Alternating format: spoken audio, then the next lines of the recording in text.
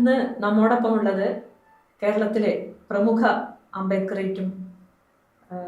അംബേദ്കറേറ്റ് സാഹിത്യത്തെ മലയാളത്തിന് ഏറെ പരിചയപ്പെടുത്തുകയും ചെയ്ത പ്രഭാകരേട്ടനാണ്. കേരള ഇൻസൈറ്റിലേക്ക് സ്വാഗതം പ്രഭാകരേട്ടൻ.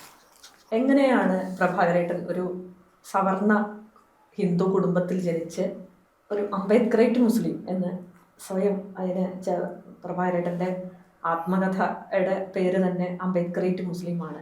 അപ്പോൾ ആ ഒരു രീതിയിലേക്ക് എത്തുന്നത് എങ്ങനെയാണ്? എൻ്റെ ജനനം കോഴിക്കോട് ജില്ലയിൽ പെരിങ്ങത്തൂരിനടുത്ത് ഇരിങ്ങണ്ണൂർ ഗ്രാമത്തിലാണ്. അവിടെ മാധവിയമ്മ ആണ് എൻ്റെ അമ്മ. എൻ്റെ പിതാവ് അവിടുന്ന് പുഴക്കിപ്പുറം പെരിങ്ങത്തൂർ മാഹിപ്പുഴക്ക് ഇപ്പുറത്ത് 25 കിലോമീറ്റർ ഇപ്പുറം മാവിലായി, പെരളശ്ശേരി മാവിലായി എന്ന് പറഞ്ഞ ഗ്രാമത്തിൽ കേളപ്പൻ നമ്പ്യാർ ആണ് ഫാദർ. അപ്പോൾ എൻ്റെ രണ്ടും വളരെ പ്രബലമായിട്ടുള്ള സമ്പന്നമായിട്ടുള്ള തറവാടുകളാണ്. എൻ്റെ അമ്മ കുറുപ്പ് കമ്മ്യൂണിറ്റിയാണ്, മലബാർ കളരിക്കുറുപ്പന്മാരൊക്കെ കേട്ടിട്ടില്ല. അപ്പോൾ ഫാദർ കണ്ണൂർ ജില്ലയിലെ വളരെ പ്രബലമായിട്ടുള്ള ആയില്യത്ത് തറവാട്ടിലെ AKG ഒക്കെ ഉള്ള അതേ തറവാട്ടിലുള്ള ഒരു അംഗമാണ്. അപ്പോൾ ഈ നായർ തറവാട്ടിൽ അന്നത്തെ മരുമക്കത്തായ സിസ്റ്റമാണ് ഇന്നുണ്ടായിരുന്നത്. ഫാദറിൻ്റെ തറവാട്ടിൽ മരുമക്കത്തായത്തിൽ തറവാട്ട് കാരണവർ ഫാദറായിരുന്നു. അപ്പോൾ സ്വാഭാവികമായിട്ടും കാരണവരുടെ ഭാര്യയും മക്കളും തറവാട്ടിലെ മറ്റംഗങ്ങളുടെ ശത്രുവാണ്. കാരണം ഈ സ്വത്ത് അടിച്ചു മാറ്റുന്നതുകൊണ്ട് അത് ഭയങ്കരമായിട്ടുള്ള ഈ ഒരു മെൻ്റൽ ടോർച്ചർ ഒഴിവാക്കാൻ വേണ്ടിയിട്ട് മദർ സ്വന്തം തറവാട് തന്നെ താമസിക്കും. ഈ ഫാദർ ആഴ്ചയിൽ 1-2 തവണ ഇവിടെ വരികയും ചെയ്യുന്നു. അപ്പോൾ അതുകൊണ്ട് എൻ്റെ മറ്റ് ബ്രദേഴ്സൊക്കെ ഞങ്ങൾ 4 പേരാണ്. 3 ബ്രദേഴ്സും ഒരു സിസ്റ്ററുമാണ്. അപ്പോൾ എൻ്റെ മൂത്ത 2 പേരും ഇവിടെ തന്നെ, ഞങ്ങൾ മദറിൻ്റെ നാട്ടിലെ എല്ലാവരും അവിടെ തന്നെയായിരുന്നു. അപ്പോൾ എനിക്ക് എന്തോന്ന് പറയില്ല, എന്നോട് പ്രത്യേക ഒരു വാത്സല്യം തോന്നിയപ്പോൾ എനിക്ക് 5 വയസ്സായപ്പോൾ ഫാദർ പറഞ്ഞു, എന്നാലും നിങ്ങളെല്ലാവരും ഇവനിവിടെ എൻ്റെ കൂടെ അങ്ങോട്ട് വരട്ടെ എന്ന് പറഞ്ഞിട്ട് അങ്ങനെ എന്നെ അവിടെ കൊണ്ടാച്ചു. അതാണ് എൻ്റെ ജീവിതത്തിൻ്റെ ഗതി മാറ്റിയത്. അപ്പോൾ അവിടെ ഈ കാരണം അവരുടെ ഭാര്യയോടും കുടുംബത്തോടുള്ള ശത്രുത മുഴുവനും അവർക്ക് പ്രകടിപ്പിക്കാനുണ്ടായിരുന്ന ഒരേ ഒരു ജീവി 5 വയസ്സുള്ള ഞാനായിരുന്നു. അപ്പോൾ അതിൻ്റെ മെൻ്റൽ ടോർച്ചർ അനുഭവിച്ചുകൊണ്ടാണ് എൻ്റെ വളർച്ച. അപ്പോൾ അതിൻ്റെ പരിസരത്തിലുള്ള വീടുകൾ ഈഴവരുടെയും ദലിതരുടെയും വർഷപ്പുറത്തെ മുസ്ലിങ്ങളുടെയൊക്കെ വീടുകളിൽ സ്വാഭാവികമായിട്ട് ഇതിൽ നിന്ന് രക്ഷപ്പെടാൻ വേണ്ടിയിട്ട് അങ്ങോട്ടും ഇങ്ങോട്ടൊക്കെ പോയി അങ്ങനെ ഒരു സൗഹൃദം സ്ഥാപിക്കുകയായിരുന്നു ഞാൻ. അപ്പോൾ ആ വീടുകളിലൊക്കെ ഞാൻ അവരുടെ കുടുംബത്തിലെ അംഗത്തിനെ പോലെ എനിക്ക് ട്രീറ്റ്മെൻറ്റ് കിട്ടുകയും സ്നേഹവും പരിഗണനയും അവരോടൊന്നിച്ച് അവരുടെ അടുക്കളയിൽ ഒന്നിച്ചിട്ട് പാത്രം ഒന്നിച്ചിരുന്ന് ഭക്ഷണം കഴിക്കുക, അങ്ങനെയൊക്കെയുള്ള ഒരു ലൈഫ് എനിക്ക് അവിടെ നിന്ന് കിട്ടും. ഇവരെ വീട്ടിൽ വളരെ മോശപ്പെട്ട ട്രീറ്റ്മെൻറ്റാണ്. ഫാദർ എന്നോട് വലിയ കാര്യമാണ്. പക്ഷെ പുള്ളി വളരെ കാലത്തെ തറവാട്ട് കാര്യങ്ങളും നാട്ടുകാര്യങ്ങളും പോയി കഴിഞ്ഞാൽ രാത്രി എപ്പോഴെങ്കിലും വരും. മൂപ്പര് ഇവിടെ ഒന്നും അറിയില്ല. അപ്പോൾ ഞാൻ വന്നു കഴിഞ്ഞാൽ എന്നെക്കുറിച്ചിട്ട് വലിയ ഭയങ്കര കുറ്റങ്ങളൊക്കെ പറഞ്ഞിട്ട് ഫാദറിനെ എന്നെ അടിക്കാനുള്ള സാഹചര്യങ്ങളൊക്കെ ഉണ്ടാക്കും. ഞാൻ ചിന്തിക്കുക പോലും ചെയ്യാത്ത കാര്യങ്ങളാണ് എൻ്റെ പേരിൽ ആരോപിക്കുക. അപ്പോൾ പ്രധാനപ്പെട്ട ഒരു ആരോപണം എന്താ വെച്ചാൽ ഞാൻ ഈ ദലിതരുടെയും ഈഴവരുടെയും വീടുകളിൽ പോയി കളിക്കുന്നു എന്നുള്ളതാണ്. അപ്പോൾ അവരെക്കുറിച്ചൊക്കെ വളരെ മോശപ്പെട്ട കാര്യങ്ങളാണ് പറയുക. അപ്പോൾ അവരെത്ര നല്ല മനുഷ്യരാണ്, എത്ര സ്നേഹമുള്ളവരാണെന്നുള്ളത് ഞാൻ നേരിട്ട് എക്സ്പീരിയൻസ് ചെയ്യണം. അപ്പോൾ ഇവർ പറയുന്നത് ഒന്നും വിശ്വസിക്കേണ്ടായി ഞാൻ. അങ്ങനെയാണ് ഞാൻ അവിശ്വാസമായി മാറുന്നത്. എന്തും ബോധ്യപ്പെട്ടിട്ട് മാത്രം വിശ്വസിക്കുന്ന ഒരു മനോഘടനയിലേക്ക് മാറുന്നത്. അങ്ങനെ യുക്തിവാദി പ്രസ്ഥാനത്തിലേക്ക് അങ്ങനെയാണ് ബോധ്യപ്പെട്ടിട്ട് മാത്രം ഒരു കാര്യം ആര് പറഞ്ഞാലും ഇവരെന്നില്ല ആര് പറഞ്ഞാലും ഞാൻ അങ്ങനെ എടുക്കാത്തൊരു ടൈപ്പായി മാറി. അങ്ങനെ ഫാദർ പുസ്തകത്തിനോടൊക്കെ വലിയ താല്പര്യമുള്ള, ഒരുപാട് വായനയും പുസ്തകങ്ങൾ കളക്ഷനൊക്കെ ഉള്ളതാണ്. അപ്പോൾ ഞാനിങ്ങനെ അത്യാവശ്യം മൂപ്പർ നോക്കുന്ന പോലെ തന്നെ പുസ്തകങ്ങളൊക്കെ ഒന്ന് നോക്കും. അങ്ങനെ വായനയിലേക്ക് തിരിഞ്ഞത് വാസ്തവത്തിൽ എനിക്ക് ചുറ്റുപാടിൽ നിന്നുള്ളൊരു മോചനം, ഒരു എസ്കേപ്പിസത്തിൻ്റെ ഭാഗമായിട്ടാണ് ഞാൻ വാസ്തവത്തിൽ പുസ്തകത്തിലൂടെ തിരിയുന്നത്. അങ്ങനെ അത് വലിയ ഹരമായി. അതിൻ്റെ അടുത്തൊരു ലൈബ്രറി ഉണ്ട്, AKG സ്ഥാപിച്ചൊരു ലൈബ്രറി ഉണ്ട്. അപ്പോൾ അവിടെ ഒത്തിരി ഈ കമ്മ്യൂണിസ്റ്റ് യുക്തിവാദി സാഹിത്യങ്ങൾ, അങ്ങനെ യാത്രാ വിവരണങ്ങൾ, അങ്ങനെയൊക്കെയുള്ള ഒരുപാട് ചരിത്ര പുസ്തകമൊക്കെ ഉണ്ട്. അപ്പോൾ അങ്ങോട്ടേക്ക് പോകാൻ തുടങ്ങി ഞാൻ.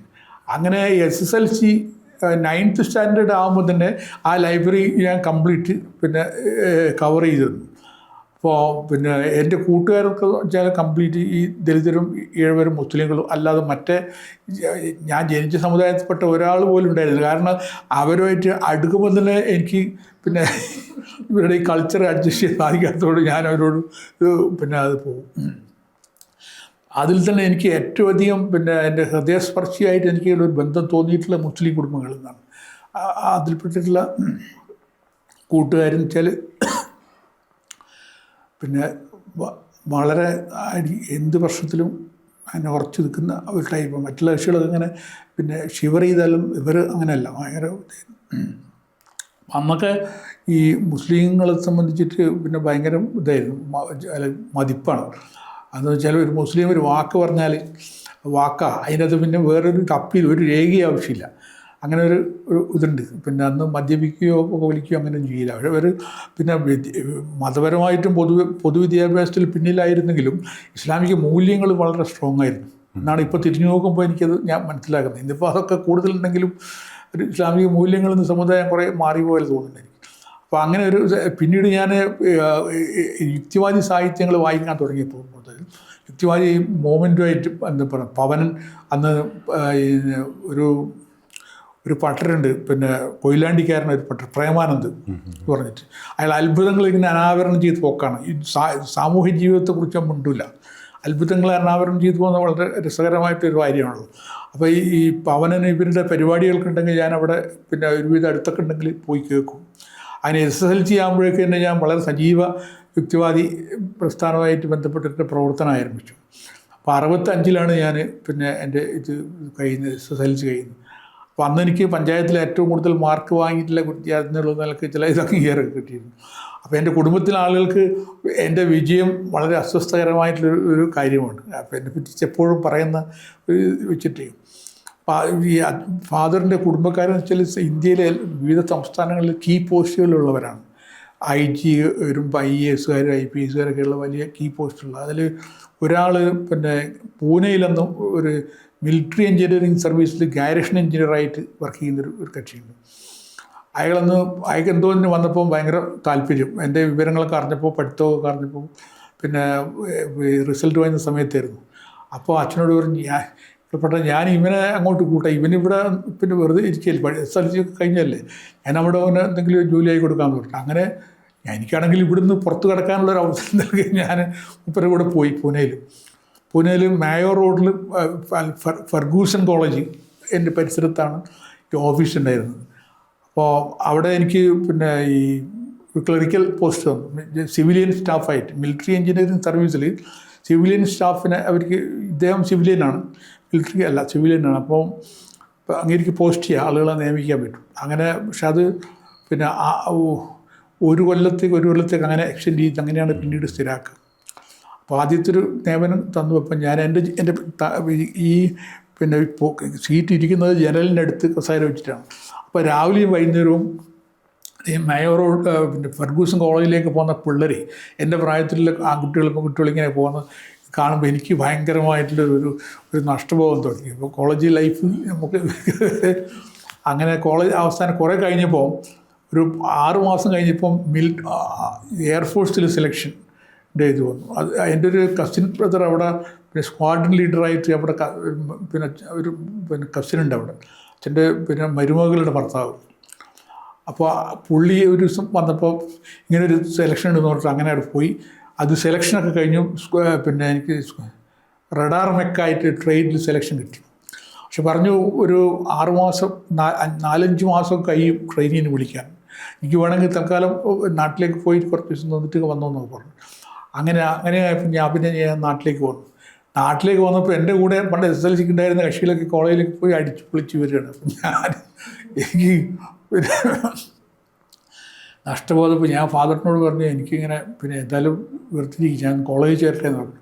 മൂപ്പർക്ക് അങ്ങനെ പ്രത്യേകിച്ച് താല്പര്യമൊന്നുമില്ല, പഠിക്കാനെങ്കിൽ പഠിച്ചോ കുഴപ്പമില്ലെന്ന്. അങ്ങനെ ഞാൻ SM കോളേജിൽ അതിൻ്റെ അടുത്ത് പിന്നെ ശ്രീനാരായണ കോളേജിൽ തോട്ടട അവിടുന്ന് അടുത്താണ്, അവിടെ ചേർന്നു. അപ്പോൾ അങ്ങനെ ഡിഗ്രി പിന്നെ ഇത് കഴിഞ്ഞ് കുറച്ച് കഴിഞ്ഞപ്പം കൊല്ലാവസാനമായപ്പോഴാണ് ഇതിൻ്റെ ഈ പിന്നെ ഈ എന്താ പറഞ്ഞ പിന്നെ ഈ ട്രെയിനിങ്ങിൻ്റെ ഇത് വരുന്നത്. അപ്പോൾ ഞാനപ്പോഴേക്ക് കോളേജിൻ്റെ ഹരത്തിൽ അങ്ങനെ മുഴുകിയിരുന്നു. എനിക്കത് പിന്നെ വിട്ടുപോകാൻ തോന്നുന്നത്.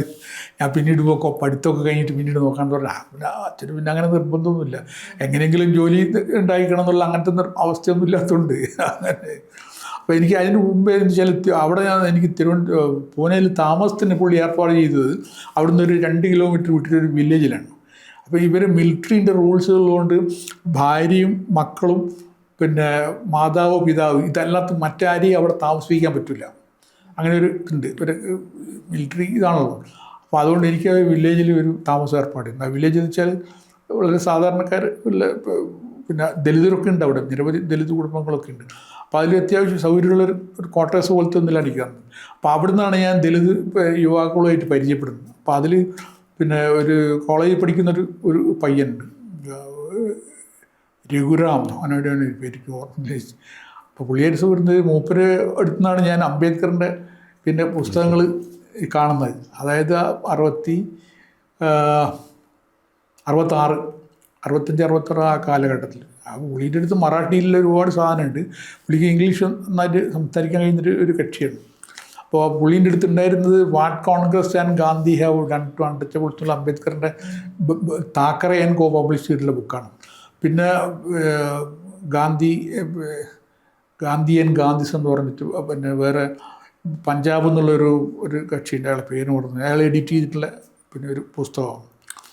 അപ്പോൾ അന്നെനിക്ക് എൻ്റെ റാഷണലിസ്റ്റ് കാഴ്ചപ്പാടുമായിട്ട് 100% യോജിക്കുന്ന ചില കാസ്റ്റ് ഡോമിനേഷനൊക്കെ എതിരായ ഇത്രയും മനോഹരമായിട്ട് ഇത്രയും ഷാർപ്പായിട്ടുള്ളൊരു എഴുത്ത് എനിക്ക് സങ്കല്പിക്കാൻ പോലും പറ്റില്ല. അങ്ങനെയാണ്. അപ്പോൾ ആ ഒരു ഓർമ്മകളുമായിട്ടാണ് ഞാൻ പിന്നെ വരുന്നത്, കോളേജിൽ നിന്ന് വരുന്നത്. അത് കഴിഞ്ഞ് ഡിഗ്രീൻ്റെ ഇത് വന്നപ്പോൾ പിന്നെ ആ ടൈമിൽ ഞാൻ വേറെ പല പരിപാടികളിലൊക്കെ ഇതൊക്കെ ശ്രദ്ധമായിട്ട് ആ സമയത്ത് അഡ്മിഷൻ അവിടെ ശ്രദ്ധിക്കാൻ പറ്റിയില്ല. അങ്ങനെ ടൈം കഴിഞ്ഞപ്പോൾ പിന്നെ മട്ടന്നൂർ അന്ന് ഒഴിവുണ്ടെന്ന് വെച്ചാൽ അങ്ങനെ മട്ടന്നൂർ പോയിട്ട് ജോയിൻ ചെയ്തു. അവിടെ നിന്നാണ് പിന്നെ ശ്രീനീനെ നമ്മൾ പിന്നെ പരിചയപ്പെടുന്നത്. അപ്പോൾ പറഞ്ഞതെന്ന് വെച്ചാൽ പിന്നെ എൻ്റെ ഈ അവിടുത്തെ പശ്ചാത്തലം പിന്നീട് യുക്തിവാദി സാഹിത്യം. അന്ന് അവിടുന്ന് ഇംഗർസോൾ എന്ന് പറഞ്ഞിട്ടൊരു യുക്തിവാദി ഉണ്ട്, അമേരിക്കൻ എത്തിസ്റ്റ്.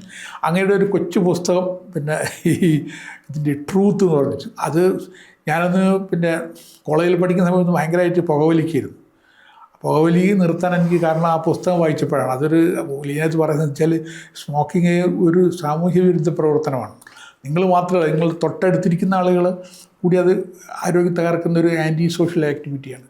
അപ്പോൾ അതൊക്കെ വായിച്ചപ്പോൾ എനിക്ക് ഭയങ്കര എന്നോട് തന്നെ എനിക്കൊരു ചാലഞ്ച് പോലെ തോന്നി. ഞാൻ അന്ന് പിന്നെ നിർത്തിയതാണ്. അന്ന് ഞാൻ ബീഡിയും പിന്നെ സാധു ബീഡിയും സിസറും സ്ഥിരമായിട്ട് വലിച്ചിരുന്ന കോളേജിലൊക്കെ അങ്ങനെ അറിയപ്പെട്ടിരുന്നതാണ്. അപ്പോൾ ഞാൻ പറഞ്ഞാൽ അങ്ങനെ പിന്നെ പെരിയാറിൻ്റെ ലിറ്ററേച്ചർ കിട്ടി. പെരിയാറാണ് അതിനെ കൂടുതൽ ഏറ്റവും അധികം ഇൻസ്പയർ ചെയ്തിട്ടുള്ള കക്ഷിയത്. അപ്പോൾ അതിൽ പിന്നെ ദലിതരുടെ സമ്മേളനങ്ങളെ പെരിയാർ പിന്നെ അഡ്രസ്സ് ചെയ്യുന്ന പല സ്പീച്ചുകളൊക്കെ ഉണ്ടായിരുന്നു. അപ്പം അങ്ങനെ പിന്നെ അത് കഴിഞ്ഞിട്ട് എനിക്ക് തിരിച്ച് കോളേജ് കഴിഞ്ഞപ്പോൾ ഞാൻ മദറിൻ്റെ നാട്ടിലേക്ക് വന്നു. അപ്പോൾ അവിടെ പിന്നെ ഈ സാധാരണ നമ്മുടെ വീട്ടിൻ്റെ പരിസരങ്ങളിലുള്ള തീയ ദലിത് കുടുംബങ്ങളിൽപ്പെട്ടിട്ട് ചെറുപ്പക്കാരായ കുറേ സൗഹൃദങ്ങളുണ്ട് എനിക്ക്. അങ്ങനെ അവരുടെ കൂടെ ഞാൻ നാട്ടിൻപുറത്ത് കൂലിപ്പണിക്കൊക്കെ പോകും. അപ്പോൾ കൂലിപ്പണിക്കൊക്കെ തലയെ കെട്ടി പിടിയൊക്കെ വലിച്ചിട്ട് ഇവരുടെ കൂടെ പോകുമ്പം നമ്മളെ കുടുംബാംഗങ്ങളിൽ ഭയങ്കര എതിർപ്പായി. ഇവൻ നാണകെടുത്താൽ നിൽക്കുകയാണ്, ഇവൻ എന്താവശ്യത്തിന് എന്താ എൻ്റെ കാര്യം എന്ന് പറഞ്ഞു. ഞാൻ പറഞ്ഞു എൻ്റെ ആവശ്യത്തിന് എനിക്ക് പോക്കറ്റ് മുടിക്ക് അതിൻ്റെ എന്താ കുഴപ്പം. അപ്പോൾ ഇവർ പറഞ്ഞു വെച്ചാൽ കണ്ടവൻ്റെ കുപ്പ ചുള്ളാൻ പോകുന്നതെന്നൊക്കെ പറഞ്ഞിട്ട് അങ്ങനെയാണ് അവിടുത്തെ ഒരു പ്രയോഗം. വളരെ അചമ്പമായിട്ടില്ല. ഞാനത് വളരെ അഭിമാനപൂർവ്വം എൻജോയ് ചെയ്തു. അങ്ങനെ പിന്നെ സ്ഥിരമായിട്ട് 2-3 കൊല്ലം അങ്ങനെ നിന്നു. പിന്നീട് അവിടെ റോഡ് പണി വന്നു. ഈ ക്രാഷ് പ്രോഗ്രാമിൻ്റെ ബ്ലോക്ക് വകയിൽ ഒരു നീളമുള്ള 5-8 കിലോമീറ്റർ ദൂരത്തിലുള്ളൊരു റോഡ് വന്നു. ഈ ഇങ്ങനെ ഒരു എടച്ചേരി റൂട്ടിൽ പൊളിച്ചിട്ട് അതിൽ ചേർന്ന് ഞാൻ അങ്ങനെ ഒരു 1.5 കൊല്ലം അങ്ങനെ പോയി. അപ്പോൾ ആ സമയത്തൊക്കെ എന്ന് വെച്ചാൽ വൈകുന്നേരം ആകുമ്പോൾ പിന്നെ രാവിലെ ആകുമ്പോൾ കൈ ഇങ്ങനെ മടക്കണമെങ്കിൽ വെള്ളത്തിൽ കൈ ഇറക്കി വെക്കണം. എന്ന് വെച്ചാൽ ഈ തയമ്പ് പിന്നെ ഈ ഇത് പിടിച്ചിട്ടേ കൈ അങ്ങനെ ഒട്ടിപ്പിടിച്ച് അങ്ങനെയായിരുന്നു. ഭയങ്കര ഹരമുള്ള പരിപാടിയായിരുന്നു. അപ്പോൾ 10-50 പേര് തൊഴിലാളികൾ പണിയെടുക്കും. അപ്പോൾ അതിൽ പിന്നെ സ്ത്രീകൾ ഭക്ഷണം ഉണ്ടാക്കും, പൊറോട്ടയും പിന്നെ ബീഫും അങ്ങനെയൊക്കെയുള്ള വളരെ നല്ല ഇതായിട്ടുള്ള ഇതായിരുന്നു. അപ്പോൾ ആ സമയത്തുള്ളൊരു പ്രശ്നം എന്താ വെച്ചാൽ ബ്ലോക്കിൽ നിന്നുള്ള ഉദ്യോഗസ്ഥന്മാർ പിന്നെ വന്നിട്ട് ഭയങ്കര പ്രശ്നമുണ്ടായി. എന്ന് വെച്ചാൽ അവർ വേറെ ഉദ്യോഗസ്ഥന്മാർ ഹയർ ഒഫീഷ്യൽസിനെ വർക്കൊക്കെ നോക്കാൻ വരും. അപ്പോഴൊക്കെ എന്നെ ഒരു വിചിത്ര ജീവിയെ പോലെ പരിചയപ്പെടുത്തും. ഇയാൾ ഒരു ഗ്രാജുവേറ്റാണ്, പിന്നെ ഇന്നയാളെന്ന് പറഞ്ഞിട്ട് അപ്പോൾ ഒരു വിചിത്രമായിട്ട് വല്ലാത്ത അതുകൊണ്ട് സൃഷ്ടിക്കുന്ന ഒരു അസ്വസ്ഥതയുണ്ടല്ലോ മാനസികമായിട്ട്. ഇത് എപ്പോഴും നമ്മളെ നോർമലായിട്ട് ട്രീറ്റ് ചെയ്യപ്പെടാത്തൊരവസ്ഥ വന്നപ്പോൾ എനിക്ക് ഭയങ്കരമായിട്ട് അങ്ങനെ ഒരു ദിവസം യാദൃശ്യമായിട്ട് LIC ഓഫീസർ, ഡെവലപ്മെൻറ്റ് ഓഫീസർ എന്നെ കാണാൻ വന്നു. അപ്പോൾ അയാൾ എന്നോട് പറഞ്ഞു, നിങ്ങൾ ഇത്ര അധികം സ്ട്രെയിൻ എടുക്കണം, നിങ്ങൾക്ക് വളരെ കംഫർട്ടബിളായിട്ടുള്ള നല്ല ഇതുണ്ടാക്കാനുള്ള പിന്നെ ഞാനൊരു ഏർപ്പാട് ചെയ്തു തരാം, നമ്മൾ LIC ഏജൻസി ഇരിക്കുന്നത്. അങ്ങനെ കുറേ കഴിഞ്ഞപ്പോൾ അയാൾ പലതവണ ഇത് പറഞ്ഞപ്പോൾ എന്നാൽ പിന്നെ എനിക്ക് നോക്കാമെന്ന് പറഞ്ഞു. ഞാൻ അങ്ങനെ LIC ഏജൻസി തുടങ്ങി. അങ്ങനെ വടകര ബ്രാഞ്ചിൻ്റെ കീഴിൽ ഒരു 2 കൊല്ലക്കാലം ഞാൻ ആ ബ്രാഞ്ചിലെ ടോപ്പ് ഏജൻ്റ് ആയിരുന്നു. കാരണം വെച്ചാൽ ഈ തെങ്ങ് കയറ്റ തൊഴിലാളികളെ പിന്നെ ഏജൻസി പിന്നെ ഇത് ആദ്യം ചെയ്തത്. കാരണം അതിൽ 1-2 കക്ഷികൾ തെങ്ങ് താഴെ വീണ് പരിക്ക് പറ്റിയപ്പോൾ അവർക്ക് ക്യാഷ് കിട്ടി. പിന്നെ ആ സമയത്ത് ഗൾഫിൽ പോകാൻ തുടങ്ങിയ ആൾക്കാർ. അപ്പോൾ അങ്ങനെ ഗൾഫുകാർ കുറേ മുസ്ലിം ചെറുപ്പക്കാർ, അങ്ങനെ അത് നല്ല ഇൻകമാണ്. അങ്ങനെ മാസത്തിൽ എനിക്ക് പിന്നെ അന്ന് പിന്നെ 8,000-10,000 രൂപയൊക്കെ മാസത്തിൽ കമ്മീഷൻ കിട്ടുന്നൊരവസ്ഥ വന്നു. പുറത്താർക്കും അതറിയില്ല, ആരോടും പറയില്ല.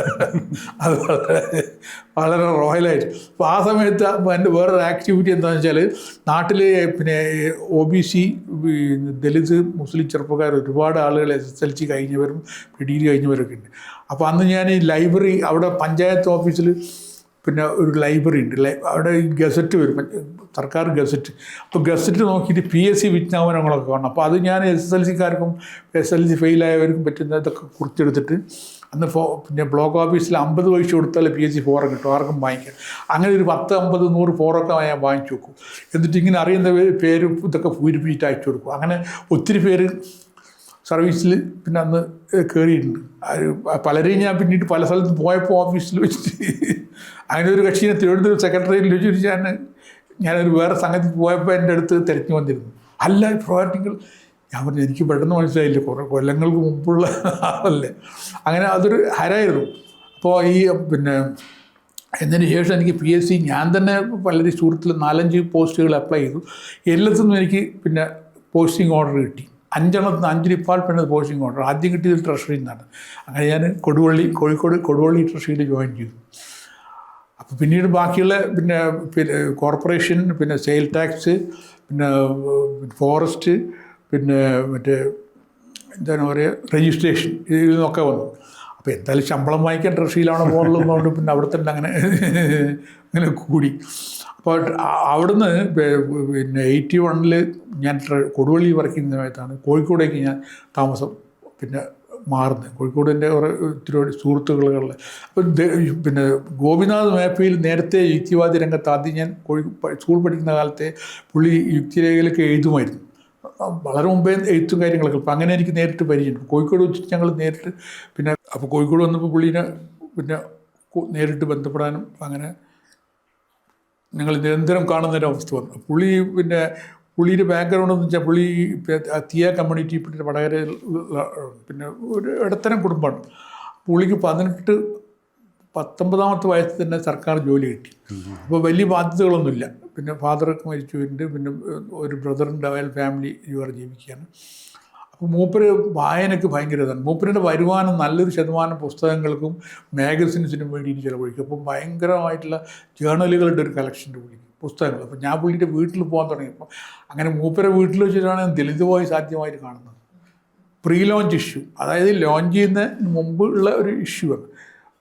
അങ്ങനെ അത് വായിച്ചപ്പോഴാണ് എനിക്ക് എൻ്റെ അതേ ചിന്തകൾ, അതേ ആശയങ്ങൾ ഞാൻ പറയുന്ന പലപ്പോഴും അതേ ഭാഷ പോലെ തന്നെ ഇതിനകത്ത് കണ്ടപ്പോൾ എനിക്ക് വിശ്വസിക്കാൻ പറ്റില്ല. അങ്ങനെ അപ്പം തന്നെ എഡിറ്ററൊക്കെ കത്ത് ചെയ്തു. അപ്പോൾ കത്ത് ഇതിനകത്ത് പിന്നെ ഫസ്റ്റ് ഇഷ്യൂവിൽ പബ്ലിഷ് ചെയ്യുകയും ചെയ്തു. അങ്ങനെയാണ് ദലിത് വോയിസുമായിട്ടുള്ള എൻ്റെ ബന്ധം ആരംഭിക്കുന്നത്. അതെ ഫസ്റ്റ്. അപ്പോൾ പ്രീ ലോഞ്ച് ഇഷ്യൂ കണ്ടു. അതിനുശേഷം കത്ത് ചെയ്ത് ഫസ്റ്റ് ഇഷ്യൂ മുതൽക്ക് 81. അപ്പോൾ അതിൽ വന്നതോട് കൂടിയിട്ട് അംബേദ്കറിൻ്റെ VTR അംബേദ്കറിൻ്റെ സ്ഥിരം ദലിത് വോയിസിൽ ഒരു പേജ് ഫുള്ളായിട്ട് കൊടുക്കും. ആ അംബേദ്കറിനെ കുറിച്ച് കൂടുതൽ അറിയാൻ കഴിഞ്ഞത് VTRയിലൂടെയാണ്. അദ്ദേഹത്തിൻ്റെ പിന്നെ ഞാൻ ബാംഗ്ലൂർ മാസത്തിലൊരു തവണ നിർബന്ധമായും പോകും. ഒരു 2-3 ദിവസം പുള്ളിയുടെ കൂടെ ചിലവഴിക്കും. പുള്ളിയുടെ ഈ മെയിലിൽ നിന്ന് തപാൽ 100-110 രാജ്യങ്ങളിൽ ഇത് പിന്നെ അയക്കുന്നുണ്ട്. അപ്പോൾ അതിൻ്റെയൊക്കെ ഇതൊക്കെ അന്നേരമാണ് ഞാനിത് മനസ്സിലാകുന്നത്. ഇത് സാധാ സംഗതിയല്ല. ചെറിയൊരു 10-30 പേജേ ഉള്ളെങ്കിലും ഇത് ഗ്ലോബൽ ലെവലിൽ ഇൻ്റലക്ച്വൽസിൻ്റെ ഇടയിൽ, പിന്നെ പ്രൊഫഷണൽസിൻ്റെ ഇടയിൽ, ജേർണലിസ്റ്റുകളുടെ ഇടയിൽ, പിന്നെ യൂണിവേഴ്സിറ്റി ലെവലിലൊക്കെ വമ്പിച്ച രീതിയിൽ പോകുന്ന സാധനമാണ്. അപ്പം അങ്ങനെ അംബേദ്കറിൻ്റെ ഇത് ഒന്ന് കുറച്ച് കഴിഞ്ഞപ്പോൾ പുള്ളി പിന്നെ അനിഹിലേഷൻ ഓഫ് കാസ്റ്റ് പബ്ലിഷ് ചെയ്തു ഇംഗ്ലീഷിൽ, ഒരു പുസ്തകമായിട്ട്. അപ്പോൾ അത് ഞാൻ കോപ്പികൾ ആ സമയത്ത് ദലിത് വോയിസിൻ്റെ സബ്സ്ക്രിപ്ഷന് വേണ്ടിയിട്ട് ഞാൻ കേരളത്തിൽ മുഴുവനും സഞ്ചരിക്കുന്നു. ഏറ്റവും കൂടുതൽ ഞാൻ സബ്സ്ക്രൈബേഴ്സ് ചേർത്ത തിരുവനന്തപുരത്താണ്, സെക്രട്ടേറിയറ്റ് ഗവൺമെൻറ് എംപ്ലോയീസിന്, അത് ക്ലാസ് 1 ഓഫീസേഴ്സ് ഒക്കെയുള്ള. അങ്ങനെ ഒരുപാട് പിന്നെ IAS ദലിത് IAS പിന്നെ OBC എനിക്ക് പരിചയപ്പെടാൻ പറ്റിയിട്ടുണ്ട്. അപ്പോൾ അതൊക്കെ വായിച്ച ആളുകൾ പിന്നെ സ്ഥിരമായിട്ട് പിന്നീട് നമ്മളുമായിട്ട് ഒരു സൗഹൃദം സ്ഥാപിക്കാൻ തുടങ്ങി. കാരണം അവർ ഡെഡിക്കേറ്റഡ് ആയിട്ടുള്ള കക്ഷികളാണ് കോസിനോട്. ഞാൻ സ്ഥിരമായിട്ട് അന്ന് എഴുതുമായിരുന്നു. ദലിത് വോയിസിൽ സ്ഥിരം എൻ്റെ ഒരു കോളുണ്ട്, കേരള ന്യൂസ് ലെറ്റർ എന്ന് പറഞ്ഞിട്ട് ഇത് എഴുതും ഞാൻ. അപ്പോൾ എനിക്ക് കേരളത്തിൽ നിന്നുള്ള വായനക്കാർ പിന്നെ സ്ഥിരമായിട്ട് എന്നെ കമ്മ്യൂണിക്കേറ്റ് ചെയ്യാൻ തുടങ്ങി. ഈ TK നാരായണൻ സാറൊക്കെ പിന്നെ എന്നെ ഇത് അപ്രീഷിയേറ്റ് ചെയ്തുകൊണ്ട് പലപ്പോഴും ലെറ്റർ ടു എഡിറ്റർക്ക് പിന്നെ കത്ത് ചെയ്തു. അപ്പോൾ ആ കത്താണ് ഞാൻ പറഞ്ഞില്ലേ പുള്ളി എനിക്ക് അയച്ചു തന്നിരുന്നത്, ഈ പിന്നെ വീട്ടുകാർ അയച്ചു തന്നിരുന്നത്. ഇദ്ദേഹത്തിന് TK നാരായണൻ സാറ് കുറേ സീനിയറായിട്ടുള്ള ആളാണ്. ഡൽഹിയിൽ അംബേദ്കർ ജീവിച്ചിരിക്കുന്ന കാലത്ത് അദ്ദേഹത്തെ നേരിട്ട് കാണാനും ബന്ധപ്പെടാനൊക്കെ കഴിഞ്ഞ ഒരാളാണ്. അപ്പോൾ പരിചയപ്പെടണം എന്ന് പറഞ്ഞു. അങ്ങനെ ഞാൻ തിരുവനന്തപുരത്ത് അദ്ദേഹത്തിനെ കാണാൻ പോയി. അങ്ങനെ പിന്നീട് നിരന്തരം പിന്നെ ഇതാക്കിയിരുന്നു, കോണ്ടാക്ട് ചെയ്യായിരുന്നു. അപ്പോൾ പുള്ളി ഭയങ്കര ആവേശമുള്ളൊരു പാർട്ടിയാണ്. പിന്നെ സഫറിങ്ങിൻ്റെ അത്രമാത്രം കഠിനമായ യാതനകൾ അനുഭവിച്ചിട്ട് പിന്നെ വന്നൊരു മനുഷ്യനാണ്. അപ്പം അങ്ങനെ പിന്നെ ഞാൻ ഈ ജാതി നിർമ്മൂലനം പബ്ലിഷ് ചെയ്യണം എന്നുള്ള ആശയം ആ സമയത്ത് ഞാൻ നിരവധി കൊച്ചു പിന്നെ ലഘുലേഖകൾ പുസ്തകങ്ങളൊക്കെ അതിലിടയ്ക്ക് പബ്ലിഷ് ചെയ്തിട്ടുണ്ടായിരുന്നു. വീട്ടുകാരൻ്റെ എഡിറ്റോറിയൽസ്, അതിലൊരു എഡിറ്റോറിയൽ ഒരുപാട് കോപ്പി ചെലവഴിച്ചതാണ്. അതായത് ഇന്ത്യയിൽ മാർക്സ് ഇങ്ങനെ പരാജയപ്പെട്ടു എന്ന് പറഞ്ഞിട്ട് വീട്ടുകാരൻ്റെ ഒരു എഡിറ്റോറിയലുണ്ട്. അതുപോലെ പിന്നെ സ്പാനിഷ് എക്സ്പെരിമെൻ്റ്, പിന്നെ എങ്ങനെ മുസ്ലിങ്ങളെ പിന്നെ എക്സ്റ്റർമിനേറ്റ് ചെയ്യാം, എഡിറ്റോറിയലാണത്. അതൊക്കെ ഞാൻ പിന്നെ 5000 കണക്കിന് ഇതിൽ 2-3 പ്രാവശ്യം അത് ഞാൻ തന്നെ ട്രാൻസ്ലേറ്റ് ചെയ്തിട്ട് സർക്കുലേറ്റ് ചെയ്യുന്നു. അപ്പോൾ അങ്ങനെ കൊച്ചു പുസ്തകങ്ങളെ ചെയ്തിട്ടുള്ളൂ. പക്ഷേ ആദ്യമായിട്ടാണ് ജാതി നിർമ്മൂലനം എന്നുള്ളത് എനിക്ക് തന്നെ ചെയ്യണമെന്നുണ്ട്. പക്ഷേ ഞാനത് ആലോചിച്ചു, അത് ഒരു ദലിതൻ തന്നെ ചെയ്യുന്ന കുറേ കൂടി ഒരു ഇതാവുന്നത്. അങ്ങനെ ഒരു പറ്റിയ ആളെ തിരഞ്ഞെടുക്കുമ്പോഴാണ് TK നാരായണൻ സാറിന് പറ്റി പറഞ്ഞു. ഞാൻ മൂപ്പരെടുത്ത് പോയി കണ്ടു. മൂപ്പർ പറഞ്ഞു, മൂപ്പർ ഭയങ്കര ഹാപ്പി. അങ്ങനെ മൂപ്പർ ചെയ്യാൻ തുടങ്ങി.